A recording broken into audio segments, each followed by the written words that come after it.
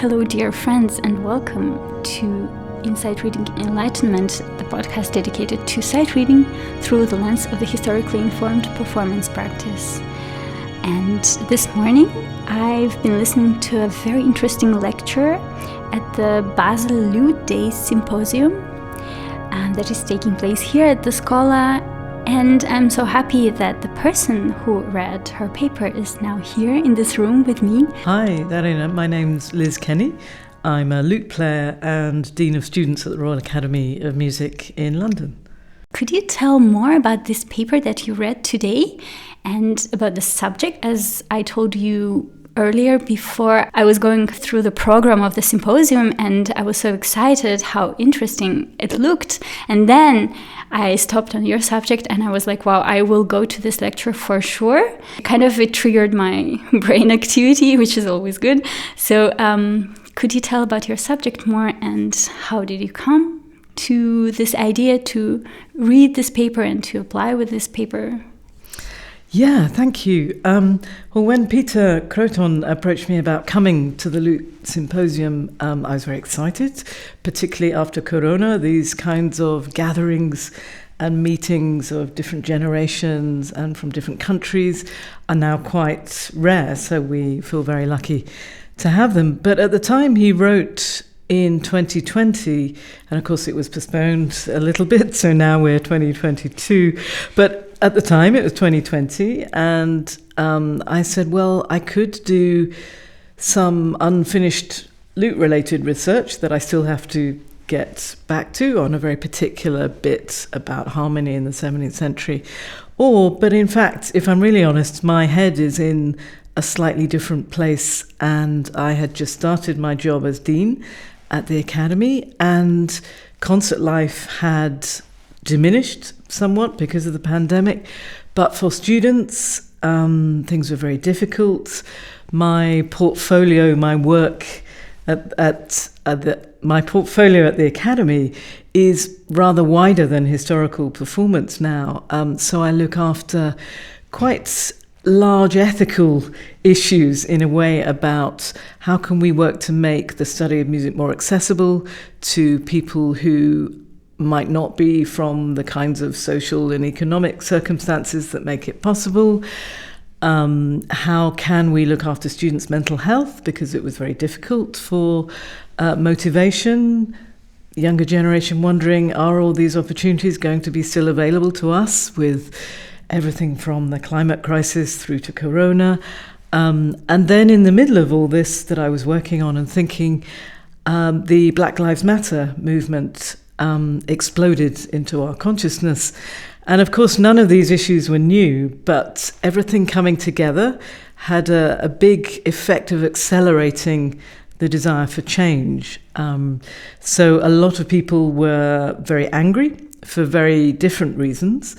And the talk about the issues was very urgent, very argumentative, very polemical. And I was struggling to make sense of it all. In the United Kingdom, we were thinking very much about, yes, we don't want classical music, if you like, and historical music to be mainly the preserve of wealthy white people, and we want our audiences to be more diverse.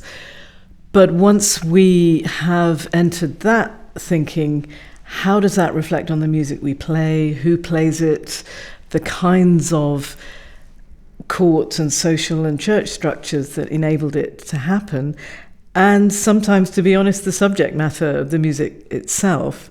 And then we added on top of that the acceleration, of course, of the Me Too movement, not only in the arts and education, but very much in the front of our minds about the relationship between authority and student life, between employers and who they employ, how much dependency and power goes into those kinds of contracts and transactions. And of course, again, that's reflected in the music itself. So this was all really swirling around, and I felt a little bit far from my comfort zone of playing the lute and the music that I love. But I thought I have to try and maybe put these together. So I said to Peter very cautiously, but there is this other stuff And I'm not sure how to articulate it yet, but I could have a go, which might be a different focus than the other scholarly papers. And kind of, if I'm honest, half hoping he'd say, no, we prefer the small self-contained lute scholarship one. But he said, no, that would be great. So it really challenged me to put these very complex and divergent ideas into some sort of half an hour opening for discussion, really. Yes, these subjects, they are very important indeed, and I'm so glad that you were so brave to talk about and to bring this on stage here at the Schola. And yeah, we should talk about it, especially in the context of early music, because I see more and more these subjects appear in the field of contemporary music. But maybe it's easier to deal with, though easier, I say. Yeah, let's say maybe it is in some aspects. But in the early music field, how can we proceed with those changes? Because as you said before, the content of the repertoire or the text can be completely different from what we want now. And how can we connect the times in this regard? Yes, and I think, of course, we always have a choice about what we play. And so an easy way is just to avoid, in my repertoire, the lute song and dramatic songs with continuo, maybe just to avoid the ones that are too problematic. That's one answer. But that seemed to me to be walking around the question rather than looking at it head on. And then in early music particularly, we have this slightly odd relationship with history in a way that contemporary music escapes, because we've put the words now historically informed performance. We talk about that. So really we're performers.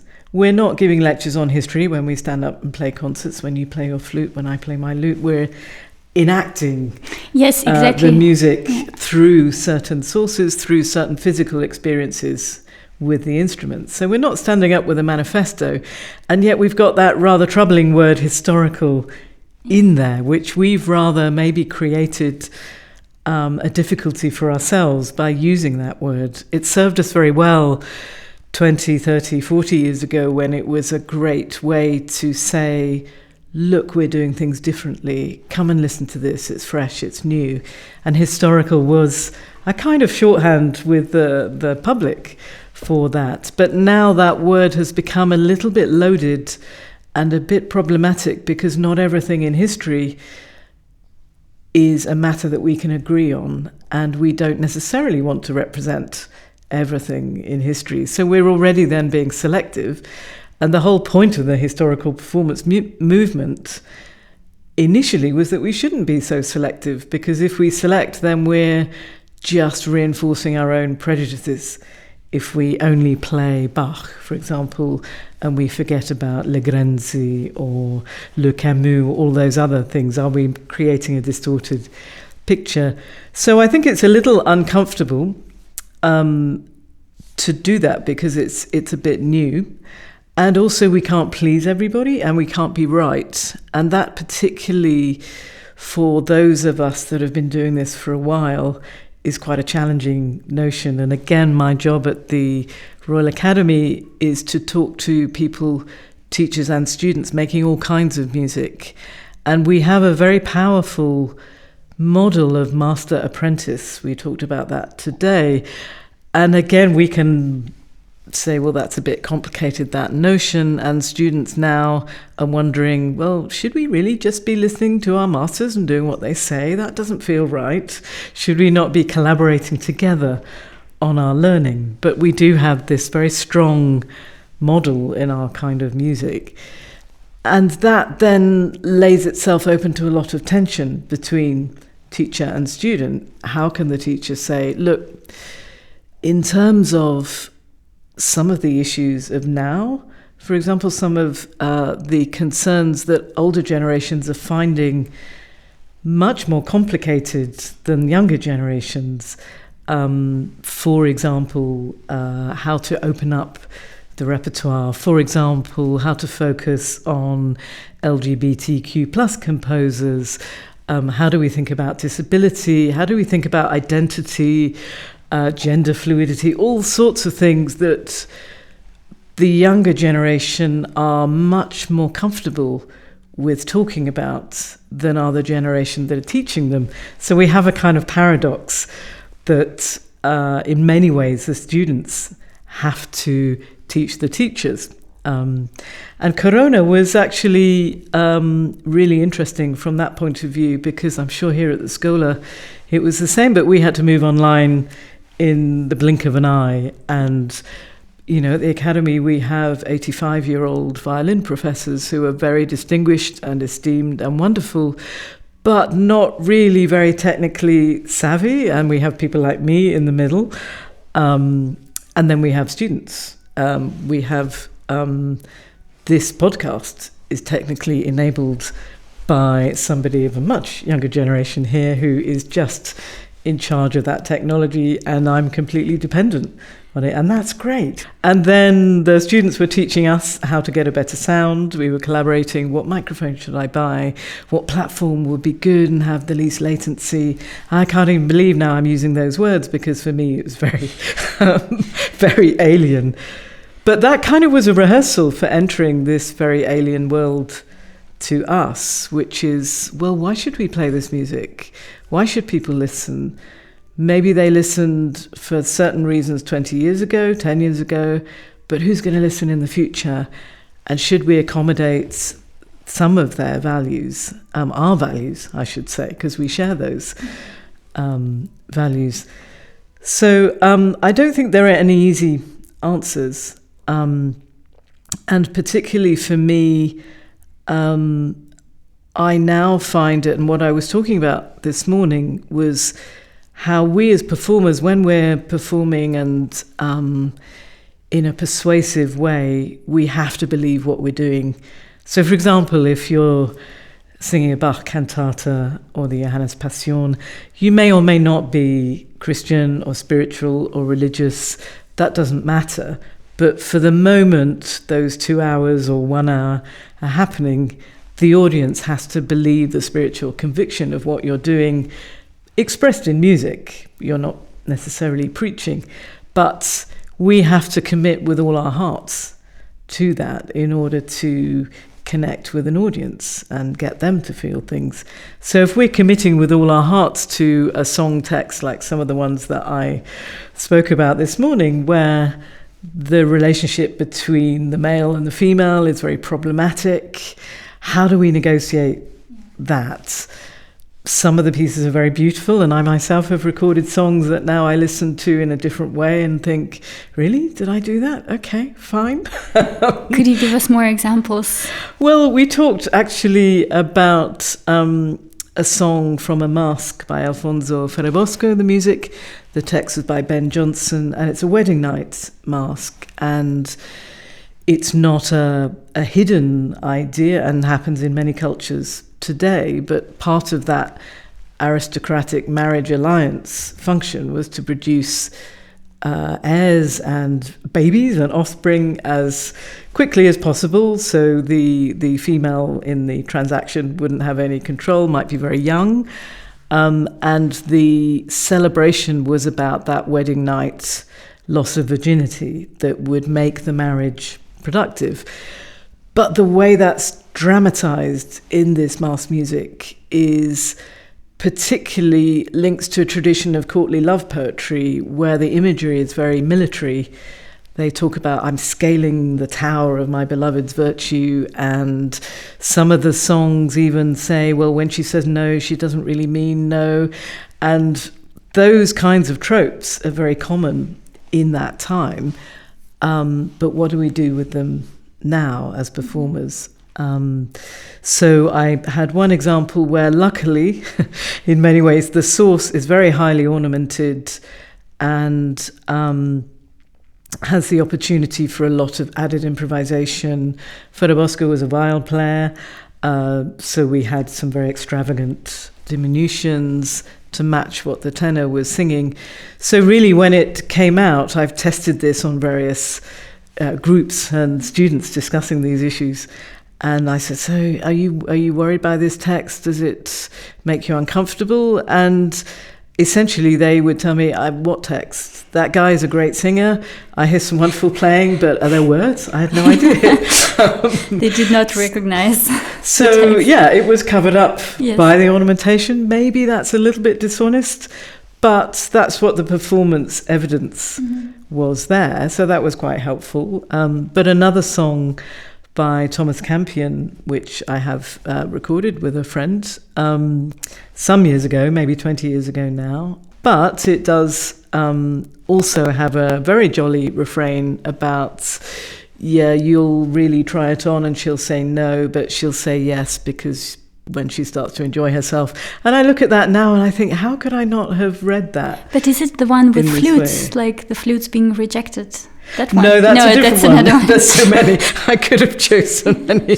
But what was actually just to finish the Campion. So I recorded this and nobody ever complained about it 10, 20 years ago. Yeah, because, we played a song also in a Traverso concert, and it was from the French repertoire from the Renaissance time. And the text was saying a very similar thing, that there was a monk sitting on a bench and two girls were passing by and he offered them to play his flute. Apparently it was an idiomatic image in a way for the Renaissance time. And particularly why women were discouraged from playing such an instrument associated with Pan and with satyrs and basically with sex. But what was interesting to me was that I presented this as a yet unsolved thing. For me, I just haven't performed that other song for a while. But one of the young people in the audience said, oh yeah, we did that at the Schola. And actually the singer looked at it and said, I'm not singing this, and changed the words. Fantastic, creative solution, because we know from French song tradition that adding another verse is something that people used to do. They used to write their own words and exchange poems. So why not do that now? Or like your another example that you showed before with Purcell and his text for Dido, that they changed for young ladies that were performing it, and then later they did